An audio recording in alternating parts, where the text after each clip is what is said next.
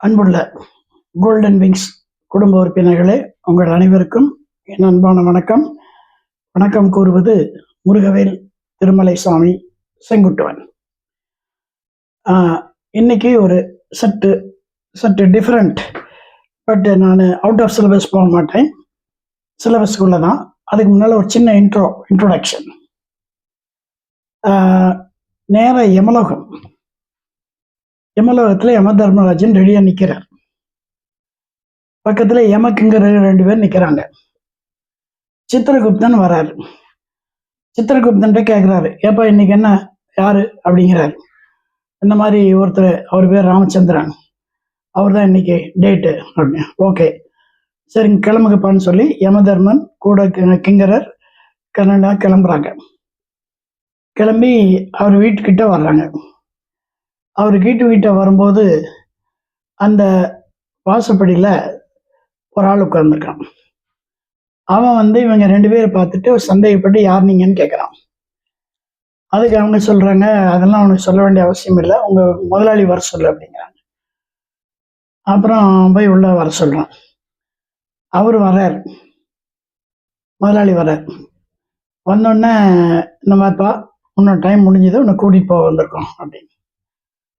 அவர் உடனே கொஞ்சம் கூட பதற்றப்படவே இல்லை. அவர் என்னுடைய கைடன்ஸில் வளர்ந்தவர், அவர் பதற்றப்படவே இல்லை. அப்படியா, ஒன்றும் பிரச்சனை இல்லை, அம்மா இவ்வளோ தூரம் வந்துட்டீங்க, என்னோட விருந்தாளியாக இருக்கீங்க, உள்ளே சாப்பிட்டுட்டு போனால் பரவாயில்லையே அப்படின்னு. ஏமான்னு சொல்கிறா, இது மாதிரி எங்களுக்கு பழக்கமெல்லாம் கிடையாது, அப்படிலாம் நாங்கள் வரமாட்டோம். இல்லை விருந்தோம்பல் எங்களுக்கு ரொம்ப பழைய பண்பாடு, வந்தீங்கன்னா நல்லாயிருக்கும் அப்படின்னோடனே அப்புறம் சரின்னு வந்தோன்னா ஒரு பெரிய தட்டத்தில் அவங்களுக்கு விதவிதமாக ஐட்டமெல்லாம் வச்சு பரிமாறி சாப்பிட்றாங்க. சாப்பிட்டோன்னே யமனுக்கு அப்படியே கண்ணெல்லாம் அப்படியே சொருகுது. ஏன்னா இன்னைக்கு ஒரு டிக்கெட் மட்டும்தான், வேறு வேலை இல்லை. சரி இவர் கூட்டிகிட்டு போகிறது தானேன்னு சொல்லி பக்கத்தில் ஒரு சோஃபாவில் போய் படுத்து தூங்கிடுறாரு.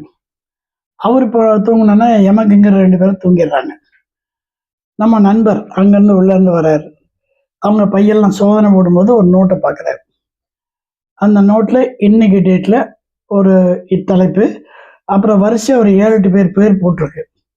ஆனால் ஃபஸ்ட்டு நேம் இவரோட தான், அதுக்கப்புறம் தான் இவங்களது, அது பின்னால் வருதுன்னு தெரியல. இன்னைக்கு டேட்டில் டாப் இவர் தான். உடனே அவர் என்ன பண்ணுறாரு, நமக்கு தான் எரேசர்லாம் வச்சுருக்கோமில்ல, ஒயிட்னர்லாம் வச்சுருக்கோமில்ல, நம்ம எவ்வளோ பெரிய ஆள், அந்த ஒயிட்னரை வச்சு லைட்டாக அழிச்சிட்டு இவருடைய நேமை கீழே எழுதுகிறார். ராமச்சந்திரன் கீழே எழுதி நோட்டை வச்சிடறாரு. கொஞ்ச நேரத்தில் யமன் விழிச்சிட்றான். விழிச்சோடனே பார்த்து நான் அப்படியே கிளம்புறேன், நீயும் கிளம்பு அப்படின்னோடனே அப்புறம் அவர் கேட்குறாரு, இந்த மாதிரி நீங்கள் வரும்போது ஒரு சிஸ்டத்தோடு வந்திருப்பீங்க, ஆர்டர்லிப்படி வந்திருப்பீங்க அப்படின்னு நினைக்கிறேன், இப்போ நான் தான் ஃபஸ்ட்டா அப்படின்னா நான் ரெடி அப்படின்னோடனே, ஆமாம் நீ தான் ஃபஸ்ட்டு அப்படின்னோடனே, எதுக்கு உங்கள் டைரி பாருங்கள் அப்படின்னோடனே திரும்பி பார்த்தா இவரோட நேம் அங்கே இல்லை, கீழே இருக்கு இவருடைய நேம். அப்போது யமகிங்கர்கள்லாம் அப்படியே ஸ்ட்ராக் ஆகி நிற்கிறாங்க.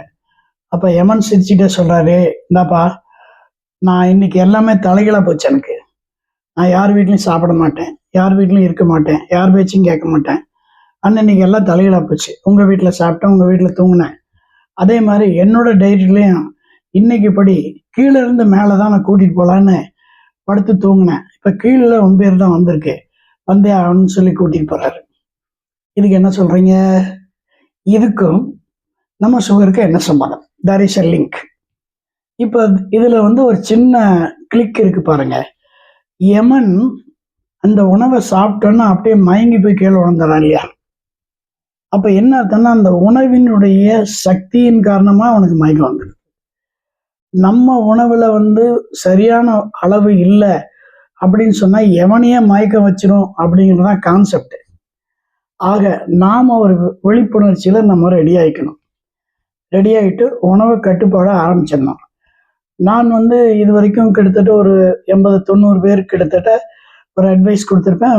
கிட்டத்தட்ட ஒரு 50 to 60% I am getting a very good reply. 20% முயற்சி பண்ணிட்டு இருக்காங்க, அதுவும் எனக்கு தெரியுது, அதுவும் நான் கேள்விப்படுறேன். எனக்கு என்னன்னா, வந்த 90 பேரில் 100 பேரில் 100 பேரும் 100% ஃபாலோ பண்ணாங்கன்னா யமனுக்கு அங்கே வேலையே இல்லை. There is no hike of sugar, there is no hike of creatine, there is no hike of another core diseases. பொதுவாக டயபெட்டிஸ் அப்படின்னால it is called carrier of diseases. Diabetes வந்து ஒன்றா வரும்.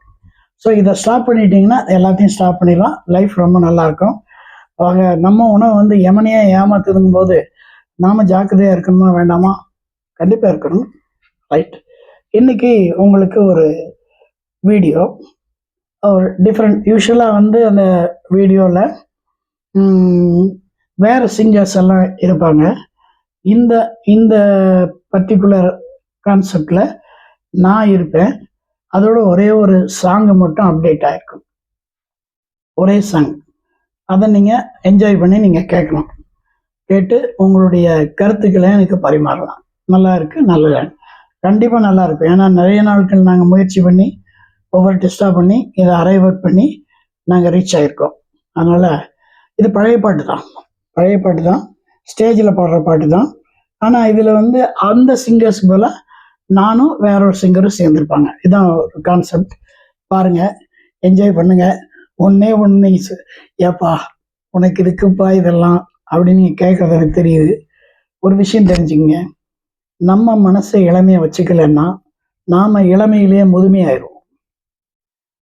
ஞாபகத்தில் வச்சுங்க, நம்ம மனசு இளமை இல்லைன்னா நாம் இளமையிலே முதுமையாயிருவோம்.